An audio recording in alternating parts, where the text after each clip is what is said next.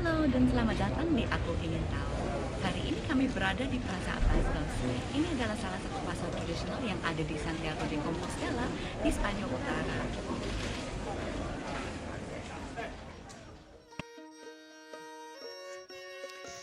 Pasar tradisional merupakan tempat yang sangat penting bagi banyak orang Spanyol.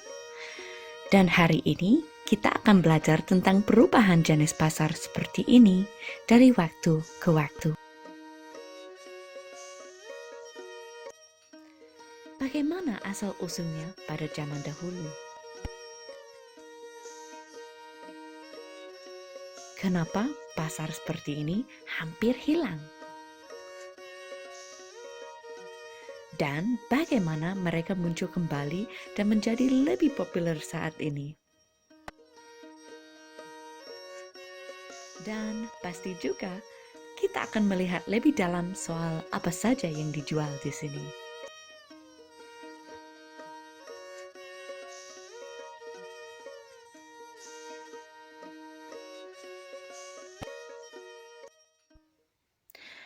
Mungkin awal yang kamu pikirkan soal Spanyol, pasti yang pertama muncul adalah bayangan negara modern, yaitu penuh toko mewah bermerek, mall, supermarket, dan grosir.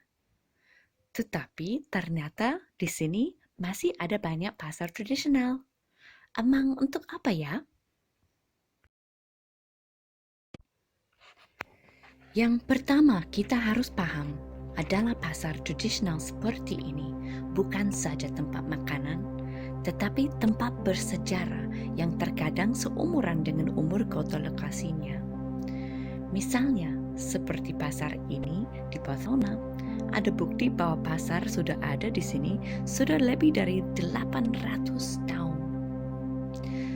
Selain itu, banyak juga pasar seperti ini dibangun seiring dengan peningkatan populasi pada abad ke-18 dan ke-19. Salah satu contohnya adalah Pasar Abastos ini di Santiago de Compostela yang dibangun pada tahun 1873.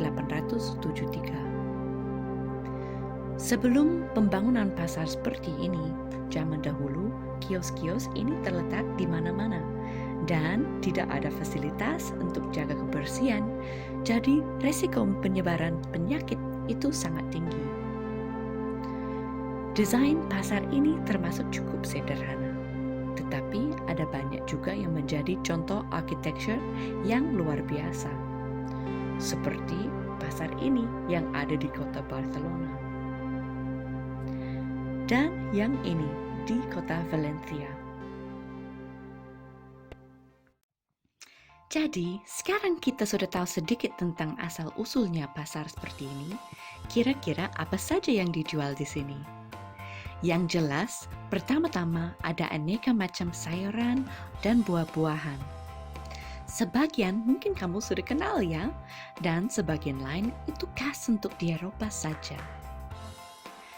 Karena Spanyol adalah salah satu negara Eropa yang ada 4 musimnya, ada banyak sekali jenis buah dan sayur yang cuma bisa tumbuh pada musim panas. Misalnya, nektarin ini. Menurutmu rasanya seperti apa ya?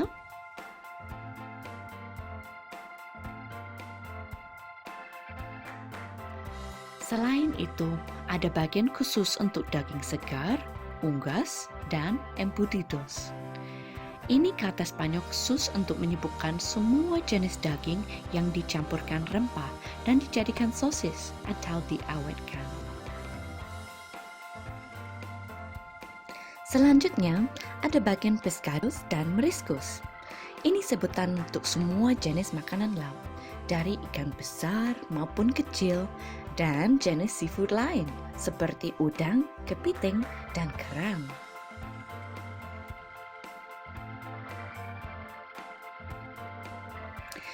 Ya, oke, cukup menarik. Tetapi bukannya sama aja dengan yang ada di supermarket kan? Kenapa nggak beli di situ saja? Ya, betul juga sih. Supermarket di Spanyol ada banyak yang besar, nyaman, lebih lengkap, dan lebih gampang. Tetapi banyak orang juga merasa bahwa kualitas makanan yang tersedia di supermarket itu kurang. Daging, sayur, dan lain-lain itu sering disimpan berhari-hari, jadi sudah tidak segar lagi. Selain itu, memang di supermarket ada banyak pilihan, tetapi asal-usul setiap barang kita nggak tahu. Isinya kita nggak bisa pastikan, sekaligus kita nggak bisa tahu siapa yang membuat atau pihak mana yang diuntungkan dari kita membeli. Kalau di pasar tradisional, situasinya terbalik. Sebagian besar dari produk yang dijual di situ itu oleh pembuatnya sendiri. Atau yang jual pasnya langsung dengan yang produksikan. Selain itu, yang kerja di sini semua termasuk ahli dalam bidangnya masing-masing. Kalau penasaran dengan produksinya, bisa tanya langsung sama yang jual dan mereka pasti bisa menjawab dengan detail. Dan biasanya harga barang di sini lebih murah, sedangkan kualitasnya lebih bagus dan segar. Karena barang makanan tidak bisa disimpan lama di pasar tradisional, produk segar itu pasti berasal dari daerah sekitar. Jadi kamu juga membantu untuk support usaha petani lokal dan tetangga-tetangga.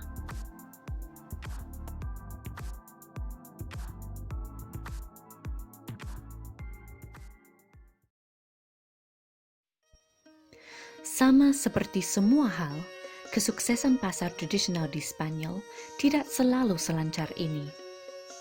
Dengan perubahan pola pekerjaan pada akhir abad ke-20, popularitas pasar tradisional turun secara drastis. Karena semakin banyak orang mulai kerja kantoran dari pagi sampai sore, orang punya semakin sedikit waktu untuk pergi ke pasar di pagi hari dan merasa itu lebih gampang untuk belanja di supermarket sepulang kerja di sore hari. Konsumen pasar tradisional terus menurun sampai banyak pasar terpaksa tutup atau relokasi.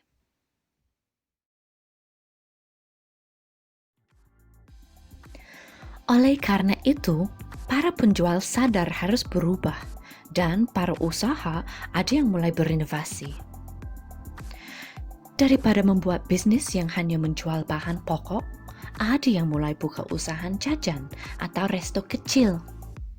Konsepnya untuk menarik perhatian orang yang ingin mencicipi makanan yang paling segar dan lezat, sekalian menyediakan pengalaman makan yang lebih unik.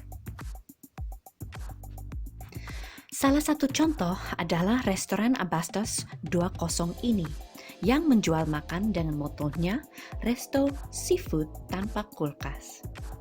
Intinya bahwa setiap hari mereka hanya menyediakan makanan seafood yang langsung dari pasar pagi itu.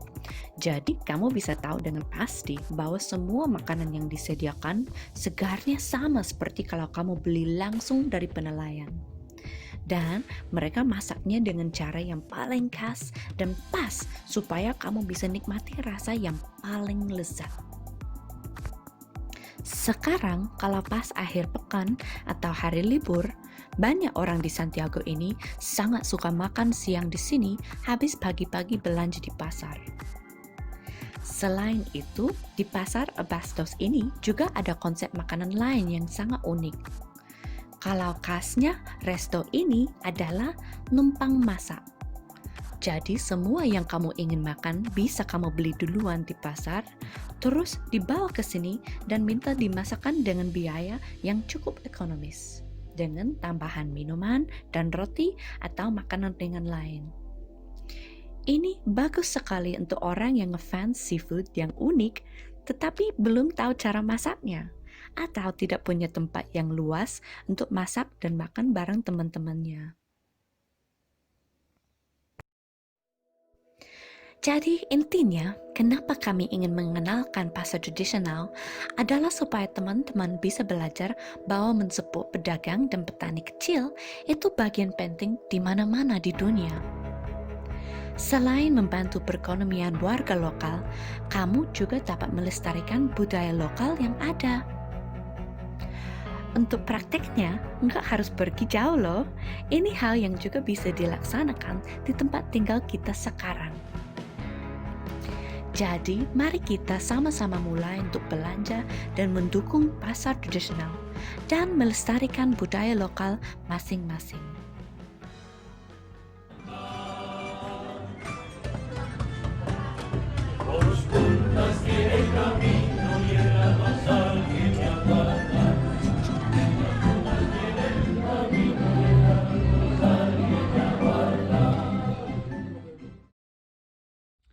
Keingintahuannya orang itu berbeda-beda, maka tujuan seri ini adalah untuk mengikuti apa yang penonton ingin belajar.